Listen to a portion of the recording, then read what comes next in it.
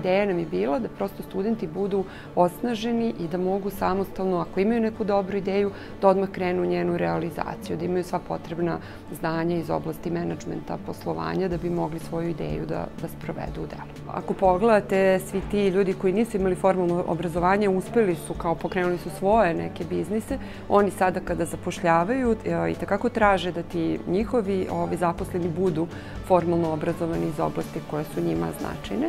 zato što prosto kao u bilo kojoj drugoj oblasti, znači ne postoji način da vi kao pojedinac znate šta vam je sve potrebno da biste bili uspešan, šta god, lekar ili elektrotehničar ili bilo šta, znači potrebno je da neko na vas prenese sistematski neko znanje koje su ljudi pre toga sakupili. Mi svi u kompanijama imamo svoje obuke koje držimo zaposlenim, ali to nije to. Znači, kada vam neko ko se bavi obrazovanjem godinama, koji ima iskustvo u radu, zna kako da vam prenese znanje, to je mnogo značajnije i dakle to je nešto što je nezamenljivo i dakle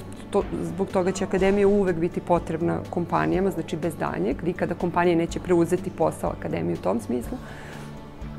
Međutim, šta je bio problem do sada? Što je taj proces prilagođavanja programa promenama koje se dešavaju u industriji bio jako spor. S ovim programima ideja da oni nekako uz tu saradnju sa privredom, jer su predviđeni predavači iz privrede, da nekako to prilagođavanje tim promenama samih programa predmeta bude malo brže i da ne moramo da čekamo sad nov period akreditacije. Naravno, osnova nekog predmeta će ostati ista, ali ipak neki primjeri iz prakse, neke novine i tako bi trebalo da se uključuju, da se